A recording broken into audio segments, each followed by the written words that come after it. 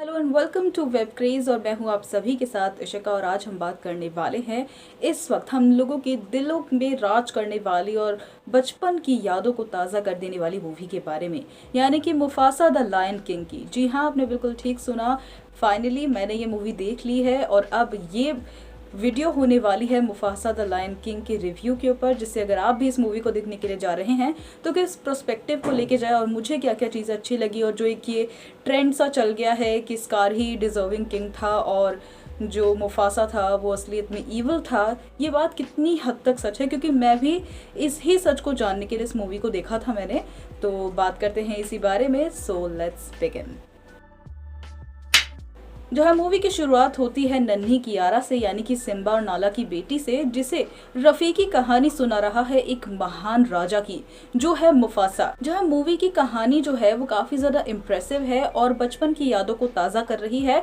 और ये एक कुछ अलग कुछ नया कंटेंट है, क्योंकि लायन किंग और सिम्बा की कहानी तो हर किसी ने देखी है, लेकिन अभी तक ये किसी को नहीं पता था कि आखिरकार स्कार ने मुफासा की जान क्यों ली थी।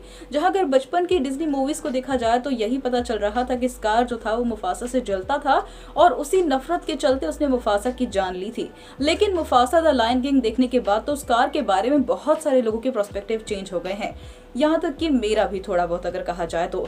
जहाँ अगर इस बारे में अगर मैं बात करूं कि मुफासा विलन था या नहीं था, तो मैं यही कहना चाहूंगी इस बारे में कि मुफासा जो था एक फेयर किंग था, एक फेयर किंग था। और यिन एंड यांग अगर आपने सुना होगा तो कहते हैं ना कि पॉजिटिविटी में भी एक थोड़ी सी इविलनेस होती है, नेगेटिविटी होती है, और नेगेटिविटी के अंदर भी एक पॉजिटिविटी होती है। तो कुछ यिन एंड यांग जैसा ही एक सिस्टम था मुफासा और टाका के बारे में। स्कार का बचपन का नाम टाका था और उसके चेहरे पर जब वो स्कार लग गया था उसके बाद फिर उसका नाम स्कार पड़ा था।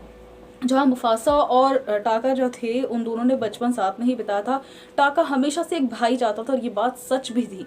टाका ने हर बार मुफासा की जान बचाई, भले ही बचपन में उसे मगरमच्छ से बचाना हो या फिर रेस हार कर उसे जिताना हो, तो हर किसी तरीके से उसने मुफासा की जान बचाई। दोनों साथ में बड़े हुए, लेकिन जब गड़बड़ शुरू हुई वो तब शुरू हुई जब सराबी की एंट्री हो गई। जी हाँ, आपने बिल्कुल ठीक सुना, यहाँ पे भी वही कहानी थोड़ी बहुत है। औरत का चक्कर बाबू भैया, औरत का चक्कर। जहाँ दोनों भाई जो थे वो अपनी जान बचाने के लिए जा रहे होते हैं मिलेले की तरफ, और उसी रास्ते में उन्हें सराबी मिलती है, जहाँ टाका बताता भी है कि उसे सराबी कितनी ज़्यादा पसंद है। और मुफासा भी अपनी तरफ से पूरी कोशिश करता है कि हर जगह वो टाका को ही प्रोटेक्ट करे। जहाँ अगर किरोस के सामने लड़ने की बात हो तो मुफासा सामने खड़ा होता था। सराबी की जान उसने बचाई थी, बावजूद इसके टाका को ही उसने क्रेडिट दिया। लेकिन सराबी इतनी बेवकूफ़ नहीं थी कि किसी की भी बातों में आ जाए। सराबी ने सारी चीज़ों के ऊपर फोकस किया और सराबी को शुरुआत से ही मुफासा पसंद था। और सराबी ने जब मुफासा में इंटरेस्ट दिखाया तो मुफासा भी अपनी फीलिंग्स को रोक नहीं पाया, और बस यही एक गलती हो गई मुफासा से, जिससे हर कोई उसे विलन बता रहा है, क्योंकि टाका जेन्युइनली सराबी को बहुत पसंद करता था। लेकिन सराबी किससे प्यार करती थी, किसी ने इस बात पर ध्यान दिया? सराबी प्यार करती थी मुफासा को, और इसीलिए उसने टाका की जगह मुफासा को चुना। लेकिन कई सारे मामलों में मुफासा ही आगे हो जाया करता था, जैसे एशे माँ का प्यारा मुफासा था, परिवार जो था उसका कर्जदार हो गया था तो वो मुफासा था, सराबी को जीतने वाला मुफासा था, मिलेले पे राज करने वाला मुफासा था। तो कहीं ना कहीं जब सराबी वाला किस्सा हुआ तब से ही दोनों भाइयों के बीच में दुश्मनी शुरू हो गई। और टाका ने एंड तक, उसके पास मौका था मुफासा को मारने का, लेकिन उसने फिर भी उसका साथ दिया। और टाका को ये बात थोड़ी सी दिल पे चुभ गई जब मुफासा ने उसे कहा कि I will not take your name again.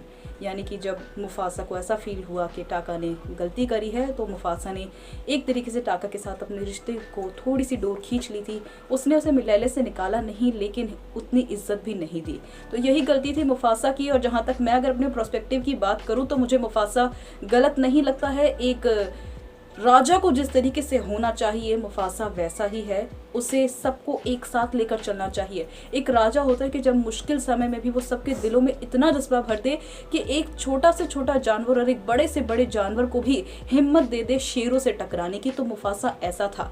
जहाँ टाका भी गलत नहीं था, क्योंकि उसका दिल टूटा था, और दिल टूटने के बाद हर कोई यही करता है। तो फैन रफ मूवी है, तो अगर मैं अपनी स्टार रेटिंग दूंगी तो मैं इसे 5 में से 4 मार्क्स दूंगी। मुझे बहुत अच्छी लगी मूवीज़। और प्लीज़ जो लोग ये करते हैं कि मूवीज़ देखने के लिए जाते हैं और छोटी छोटी क्लिप्स सोशल मीडिया पे शेयर कर देते हैं, उससे मूवी का जो मज़ा होता है बहुत किरकिरा हो जाता है। तो प्लीज़ ऐसा मत कीजिए। तो मुझे बहुत अच्छी लगी मुफासा। तो आपका जो भी पॉइंट ऑफ व्यू है, अगर आप देखने जा रहे हैं या आप देख चुके हैं इस मूवी को, तो कमेंट कर ज़रूर बताएं। मिलती एक और नई वीडियो में, तब तक के लिए बाय बाय।